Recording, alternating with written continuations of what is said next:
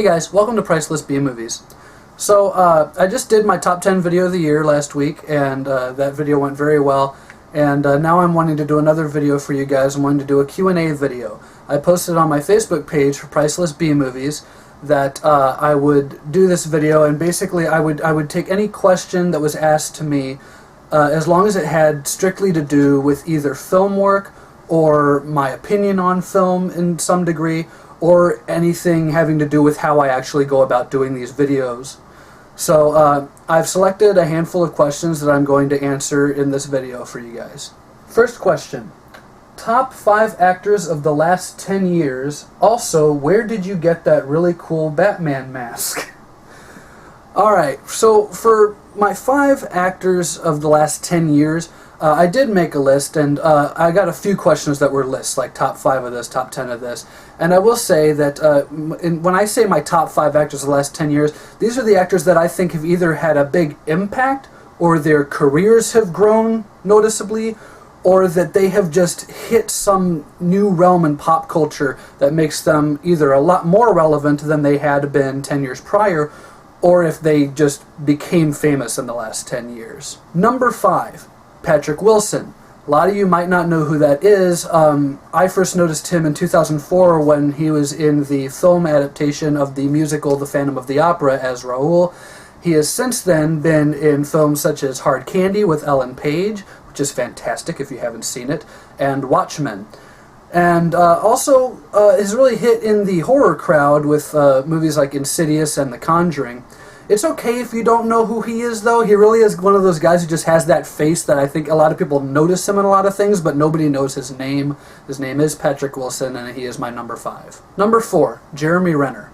Jeremy Renner, a lot of people know who that is now just because of the Marvel movies, but I bet you didn't know that he was also the villain in SWAT back in 2003, or any other number of roles that he has had up until about 2008, 2009, when his name became a lot more well-known. Movies like Mission Impossible, Ghost Protocol, and Rogue Nation, and Hansel and Gretel Witch Hunters, and of course the Avengers films have made him more of a household name. Number 3, Leonardo DiCaprio. Just hear me out on this one. The reason he's on this list is because I don't really think he came into his own in terms of being an actor until the last 10 years or so. I think everything he's done since about The Departed has been phenomenal. And I have no idea why this man does not have an Oscar yet. Apparently, everyone thinks he's going to get one for The Revenant this year.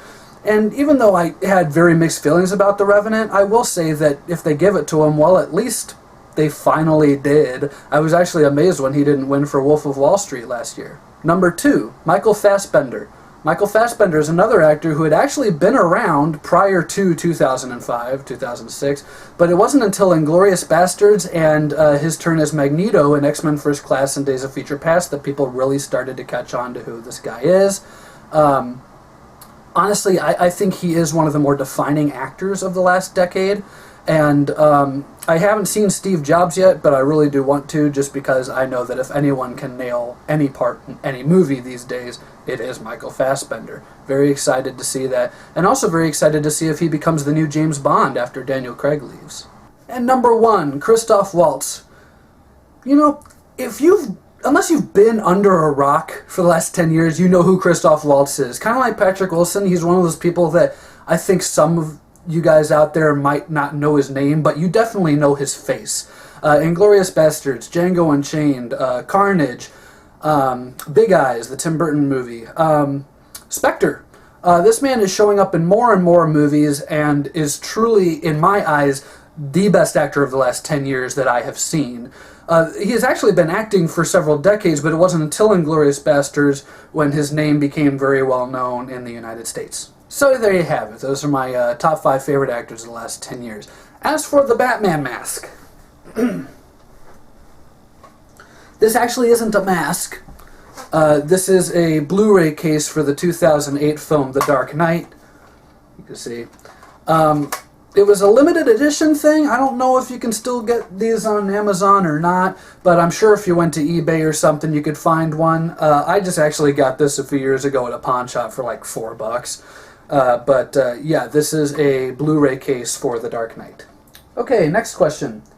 Top 3 actors who had gotten into an acting rut, i.e. playing the same role over and over, and gotten themselves out of it.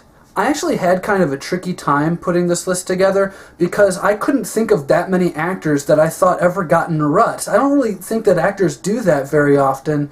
Usually an actor will either play a whole lot of different kinds of characters or they'll play the same kind of character all the time, but it's rare, I think, to think of an actor who does a whole lot of one thing and then successfully gets into doing something else.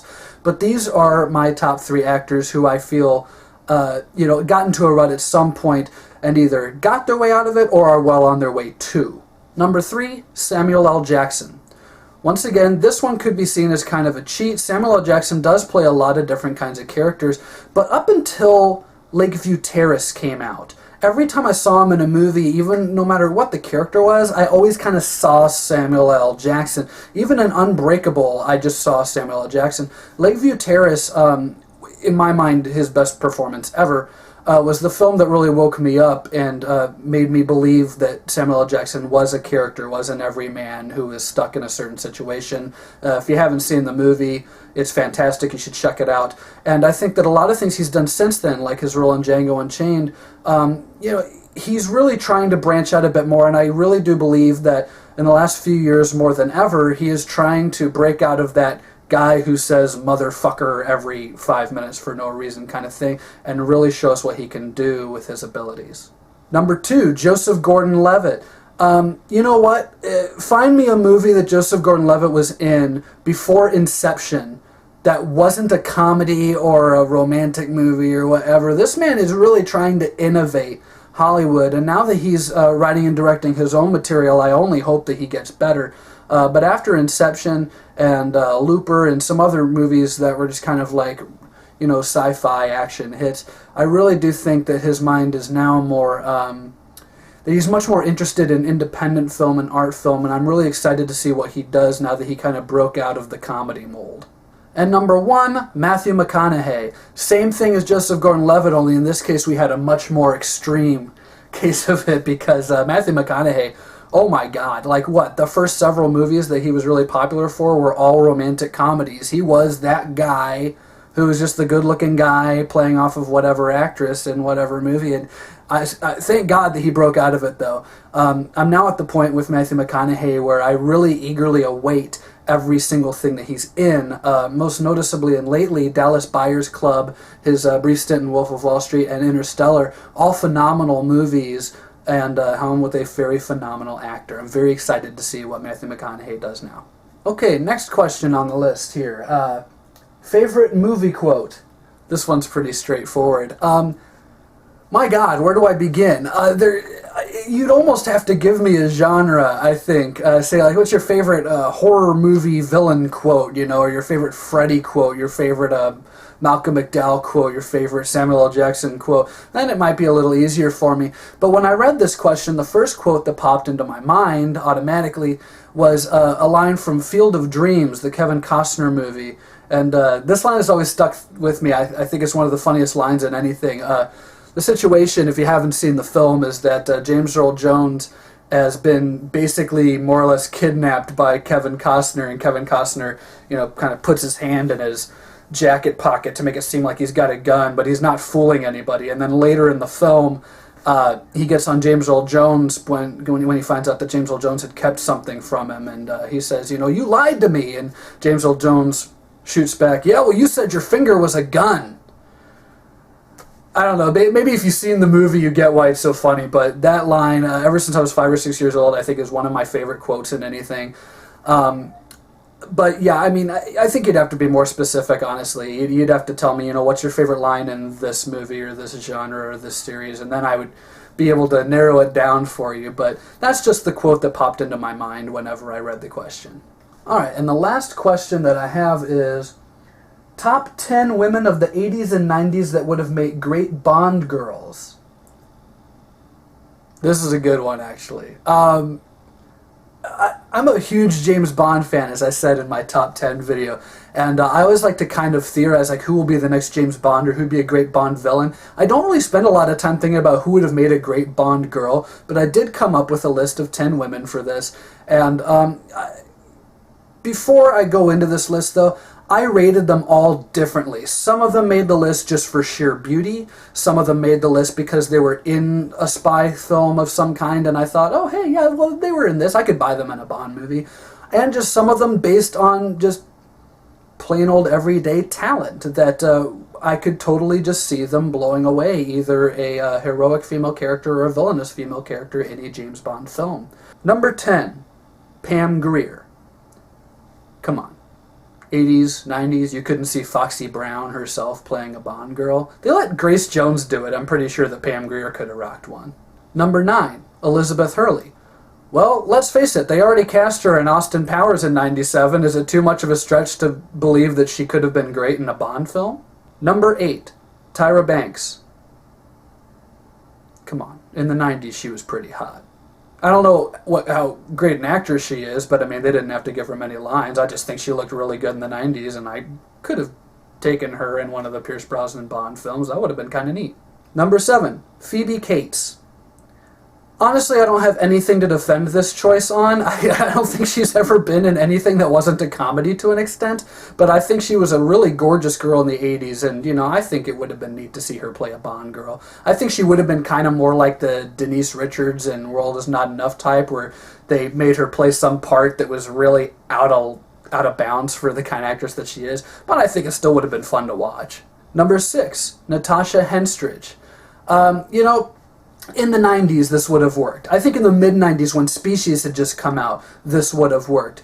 And she did eventually do a very short-lived TV show called She Spies, which was basically kind of a modern take on Charlie's Angels. So I have no reason to believe that Natasha Henstridge wouldn't have been great in a Bond film. Number 4, Sharon Stone. Honestly, if there's anyone out there that doesn't think that Sharon Stone should have been like a Bond villain character, then there's just no talking to you. Moving on. Number 3, Angelina Jolie. Angelina Jolie makes this list because I don't know if she would have made a better, a good character or a villainous character in a Bond film, but honestly, I could have, back in the 90s, before she did Tomb Raider and really fucked that up, I really could have seen her, you know, as a Bond girl either way. Number 2, Demi Moore. Demi Moore definitely gets on this list. I can't think of too many movies I've seen her in where I didn't think, man, this girl would have made an awesome Bond girl if they had cast her in the, at least in the early to mid-90s, I think. You know, a lot of the movies she did in the 90s, you know, with the exception of maybe Striptease, really showed that she could be this, not malevolent, but definitely complex character. I think it would have been interesting to see her play a Bond girl, whether it was a hero or a villain. And number 1, Rebecca De Mornay. Bet you didn't see that one coming, did you? But tell me, is there any 90s film that Rebecca De Mornay was in where you could watch her and not see her as a Bond girl? She definitely gets my number 1 on this list. So that concludes my Q&A video. If you have any other questions that didn't make it into this video, you can always ask me anything on my Facebook page, Priceless B Movies, or you can leave a comment in the comment section below this video. Either way, I'll get it. I really like doing the Q&As, and I really like doing the top 10s, but here in a little bit I will get back to doing my reviews. I am actually in the process of shooting 3 horror shorts here in Champaign, Illinois, and so that's going to take up a bit of my time, but only for the next couple of months or so. And, you know, as soon as I get back to doing my reviews, I should have the new format kind of perfected and should have some better equipment to work with as well. But, you know, in the meantime, thanks for watching these videos, and, you know, please let me know on my Facebook page if there's anything else you would like to know. Thank you for watching, and stay tuned for more Priceless B Movies.